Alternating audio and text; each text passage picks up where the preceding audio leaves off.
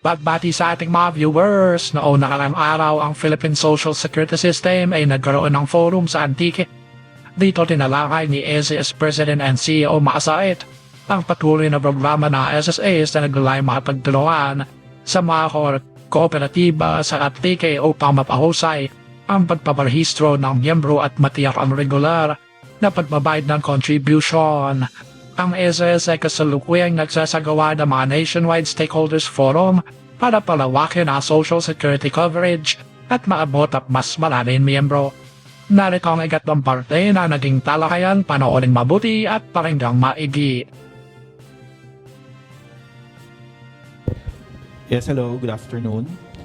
This is Sir Alon Sagay from Lawaan. So my concern is releasing po ng SSS ID natin na umabot po ng 2 years bago po siya ma-release. So ano po yung naging issue, ba't ganun po katagal? Ang lakas nung 2 years. Pag narinig nyo, 2 years. Alam nyo totoo? Pinakancel ko yung ID na yan nung naging presidente ako. Nagtipid ako ng 3 bilyong piso para sa SSS, para sa inyo, dahil yung ID na yan ay hindi pwede na nagbabayad ng SSS ng 160 pesos kada ID. Kalokohan. Di ba? Pera niya yun eh. Pero may ginawa ako, mas maganda si Ma'am Normin ang mag-i-explica. 3 bilyon ang natipid ko dyan. Ha? So para walang korupsyon, cancelin yung kontratang yan, kalokohan yung kontratang yan, gawa tayo ng ibang ID na libre, na walang korupsyon. Yun. So tama po yun.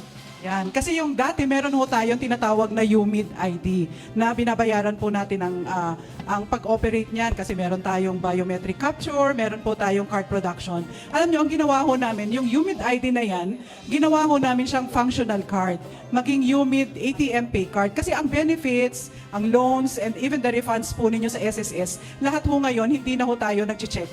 Ang ano ho natin is checkless disbursement. So mapupunta na ho yan lahat sa inyong mga bank account. Pero this time, it will be easier kasi pag kumuha ho kayo ng UMID ATM pay card, it will already function as an ID and as a disbursement card at the same time. So hindi na ho ninyo kailangan mag-enroll ng mga bank account, kundi yung ID na rin na ho yun, it will already serve as your bank account. Kasi we already talk with the partners, yung mga bangko ho natin, na they will be the one to produce the card. Kaya ho yung sinasabi ni PCEO na nakatipid. Kasi we partnered with the banks na sila na ho yung mga magpuproduce ng card, and at the same time, ililink ho yan sa isang bank account para ho lahat ng inyong mga disbursement mapupunta na ho doon. So ngayon, we are already working na yung may mga existing UMID card is mag-upgrade ho kayo. Meron ho kami mga pinadalang notice para ho i-upgrade ninyo ang inyong UMID card into a UMID ATM pay card. So meron ho tayong partner ngayon, yung Union Bank. Actually, meron din silang promo ngayon yung mga mag-upgrade. Parang you will have a chance to win. Ang grand prize nila is a Nissan Navara. So they extended that. Mag-upgrade po kayo. Meron ho din sila mga iPhone, part of that. Kaya ngayon naman yung mga wala pa, kasi ito yung mga for the existing UMID card holder. Yung mga bago ho na wala pa, meron ho kami ngayong workout. Magkakaroon na ho tayo, hindi na ho siya UMID. Kasi yung UMID is consortium ho yan with other government agencies. Pero we will have our very own SSS pay card. So nakipag-usap na ho tayo with the PSA para ho mas mabilis yung matching. So kunyari meron na ho kayo mga national ID, yung PhilSys ID, it will be faster na makakuha ho sa amin ng SSS pay card. So we are already talking with the PSA para ho mas mabilis yung ating validation and the verification at mas marami na ho kaming kinakausap na bangko ngayon. So in the works na ho, Union Bank, RCBC, mamimili ho kayo doon ng mga bangko kung sino yung gusto ninyo para dito sa ating SSS pay card. And syempre, kung sabi nga namin, yung mga bangko na yan, dapat gandahan ninyo yung terms, di ba? Kaya as much as possible, sabi namin, wala nang opening balance, walang maintaining balance. So, in the works na ho yan, so we are targeting to implement that this year. So, hintayin ho ninyo, we will launch already yung project na to at malalaman ho ninyo, i-announce po namin. So, hintayin ho natin. So, wala na ho tayong UMID card, but it will already be an SSS pay card, which will still serve as an ID ho yan. Tatanggapin pa rin ho yan as ID sa ating mga government agencies, sa mga private as your identification card, but it will already be an bank account or disbursement account na ho ninyo kung saan mapupunta yung inyong mga benefits, loans, at hindi na ho kayo kailangan mag-submit ng mga DAEM. Di ba meron ho tayo ngayon tinatawag na nag-open pa kayo ng mga account sa mga bangko, saka ninyo isasubmit sa SSS na minsan nahihirapan ho kayo because na-deny, because blurred ho siya, minsan hindi namin makita yung tamang account number. So it will be easier pagka ho na-implement namin tong SSS Pay Card. So we will announce po kung kailan natin ilo-launch ho ito. Okay. Thank you for that information. With that SSS Pay Card, mga ilang months naman siya bago naman matanggap ng mga beneficiaries? Actually, the crediting is already with the bank. Pero ngayon kasi meron tayong PesoNet and InstaPay, di ba? So mabilis na ho yan. Mga ang tinitignan namin is mga within 5 days. Once we remit yung inyong disbursement dito sa mga bangko na yan, mga 5 to 7 days they will already be credited. And madali na ho kasi yung card ho, Yes. mabilis ho ang card kasi pagka ho nag-enroll kayo, this is online.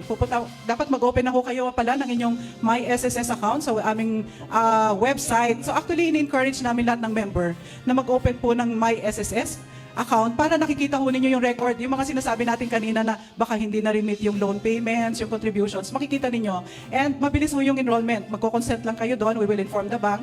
And then yung banko ho niyan, they will already produce and release that to your address. Mamimili ho kayo. Gusto nyo bang kunin siya sa branch ng banko or ipapadeliver? So yun ho yung plano namin dito. This is the SSS Pay Card. So within the year ho, abangan ho natin. We will already launch this program. Okay? Okay, po. thank you. So I hope na ma-assist po tayo. Thank you so much.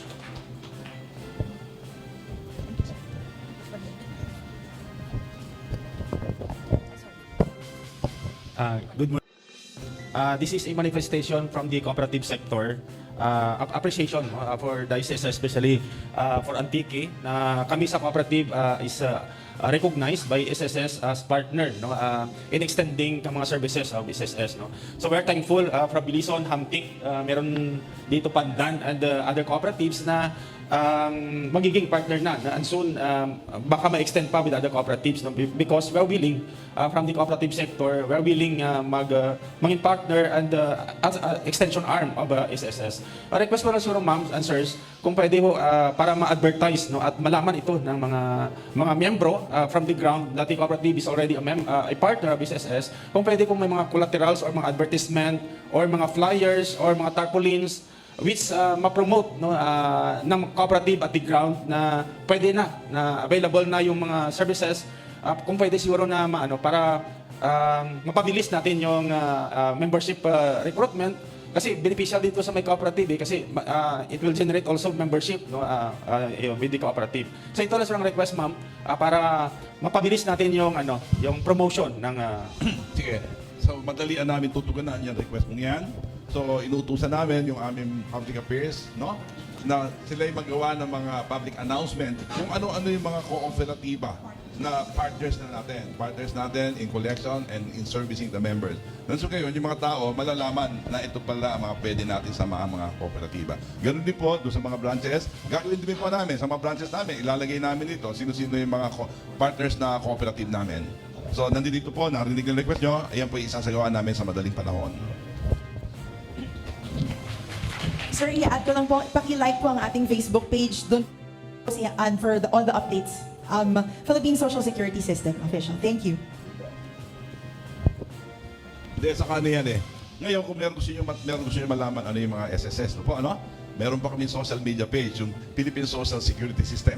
Mag-log kayo sa Facebook. Doon po, madalas nagpo-post kami ng mga information. Ngayon, kung gusto naman yung lumahok sa mga ugnayan, meron po kaming podcast, Usap Tayo sa SSS. Ayan po.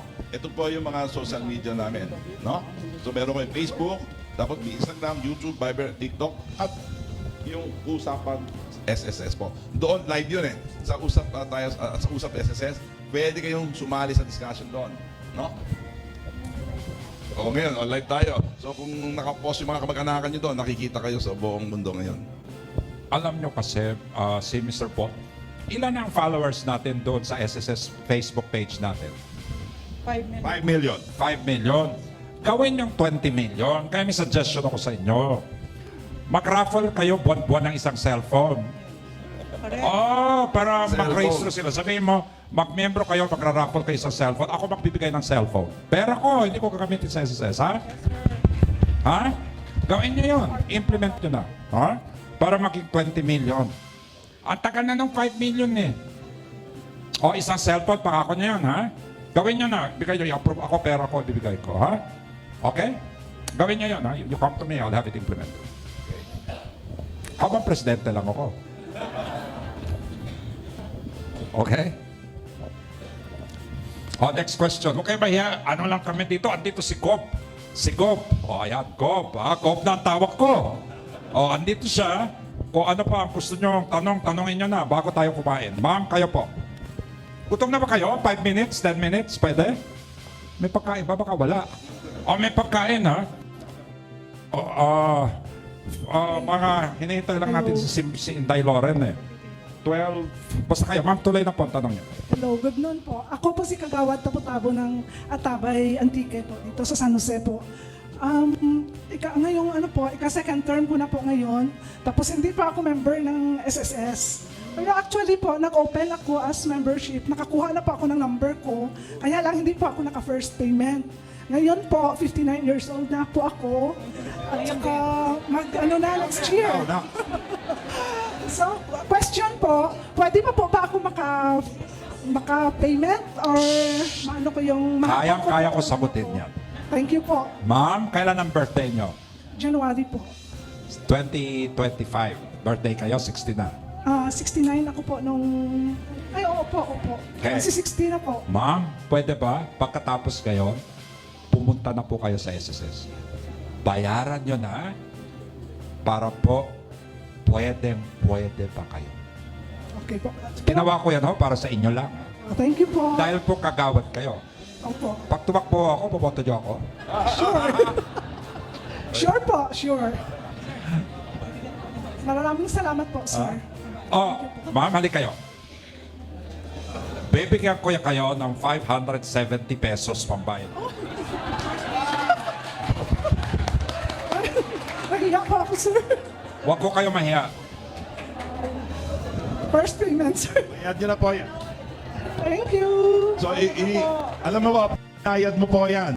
No? Opo. Automatic, meron ka ng funeral benefit. Huwag naman sana, sir. Oo, yan. Akala nyo yung SSS? Ang SSS, no? Pag ikaw yung naging member ng SSS, magkakaroon ka ng benepisyo from womb to tomb. Yan, sabi namin. Ma'am, kunin niya yung number ninyo, ha? Up to the age of 60, pwede pa kayo maging membro ng SSS. Lahat yung sa inyo nagbayad dati at nahinto ng 5 taon, 10 taon, bumalik kayo po, magbayad kayo. Ha? Huwag po kayo mahiya. Tulad ni ma'am, masaya ako. First time niya, ma'am, ayan ang bayad. At diferensya, ma'am, 570 lang, 1,000 yan, ma'am.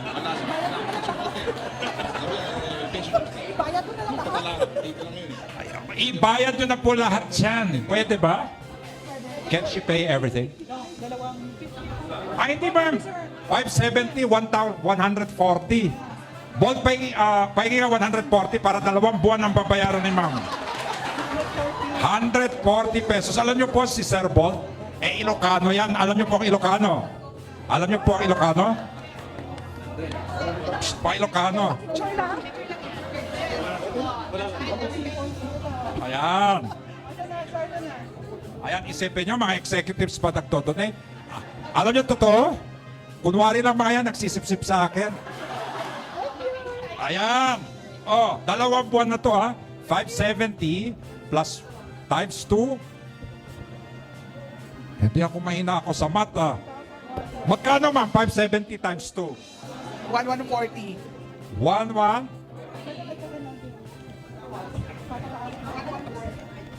1,140.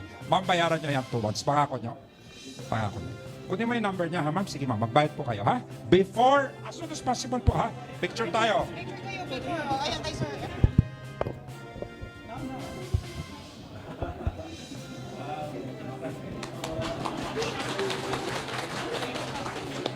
Ano ang masasabi niyo sa mga nabanggit na topic? Mag-iwan na ng comment sa comment section. Muli ito sa inyong balita naghatid sa inyo ng mga murang balita at parang impormasyon.